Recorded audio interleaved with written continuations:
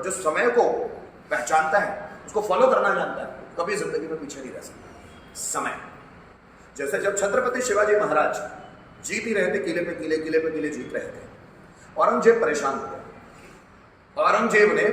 औरंगजेब के अंडर एक राजपूत काम करते थे जिनका नाम था मिर्जा राजा, जयसिंह मिर्जा। जयसिंह मिर्जा राजपूत थे और बहुत ताकतवर थे, उस भारत में बहुत ज्यादा ताकतवर थे। औरंगजेब ने जयसिंह मिर्जा को भेजा कि जाओ मिर्जा और उस शिवाजी के बच्चे को कैद करके लाओ। जब मिर्जा राजा यहां आते हैं तो छत्रपति शिवाजी महाराज, चूंकि उसकी फौज बहुत बड़ी रहती है, 80,000 की फौज लेकर आता है, और छत्रपति शिवाजी महाराज के पास सेना नहीं होती, बड़ी मुश्किल से 6-7 हजार के मराठा की फौज रहती है, 6-7 हजार लोग रहते हैं, उसकी 80,000 की फौज, हारना निश्चित था। तब छत्रपति शिवाजी महाराज निर्णय लेते हैं कि उनसे समझौता करना पड़ेगा, अभी लड़ना जरूरी नहीं, लड़ेंगे तो मेरे साथ सब मरेंगे, तो अभी लड़ना जरूरी नहीं, अभी समझौता जरूरी है।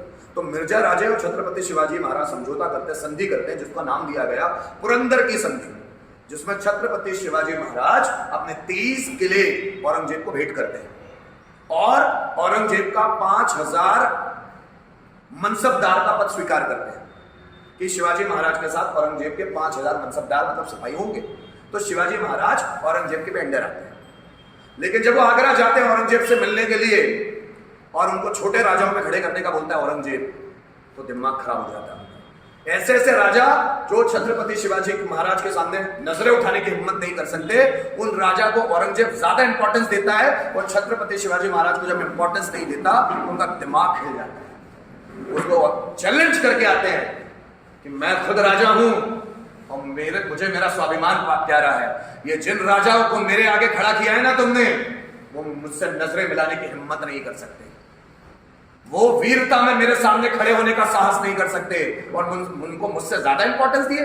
औरंगजेब चाहता था शिवाजी महाराज का मनोबल तोड़ना, लेकिन शिवाजी महाराज उसकी ही वोट लगा के आ जाते हैं, उसकी ही कोर्ट में, उसके ही दरबार में। उसके बाद शिवाजी महाराज को कैद करके रखता है, लेकिन कुछ दिनों बाद उनका बेटा और शिवाजी महाराज दोनों वहां से भाग जाते हैं।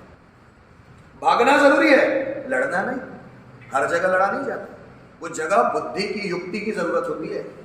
हर किसी से उलझना नहीं है, जहां जरूरत हो सिर्फ वही उलझना है। जब लग गया कि अब इसके बिना, लड़ने के बिना काम ही नहीं चल पाएगा, सिर्फ तभी लड़ना है, नहीं तो उसको टालने की कोशिश करना। क्योंकि जब भी युद्ध होगा, लड़ाई होगी, उससे शक्तियां खत्म होंगी। आपके परिवार में भी जब ऐसी स्थितियां बने, कोशिश करो अंत तक कि झगड़ा ना हो, क्योंकि झगड़े से परिवार की शक्तियां बिखरती है, परिवार कमजोर होता है, और जो व्यक्ति जितना कमजोर है, जो परिवार जितना कमजोर है, आसपास के लोग उसका उतना फायदा उठाते हैं। इसलिए लड़ना नहीं। अगर एक दूसरे में गिले शिकवे हैं तो बातचीत करके खत्म किए जा सकते हैं। सिर्फ हमारे अहंकार ही है, वो लड़ रहे हैं बस कि मैं अच्छा और वो बोल रहा है मैं अच्छा, मैं ज्यादा कमाता हूं, वो बोलता है मैं ज्यादा कमाता हूं, मैं ज्यादा कर रहा हूं, वो बोलता है मैं ज्यादा कर रहा हूं। अहंकार ही तो है जो टकरा रहे हैं।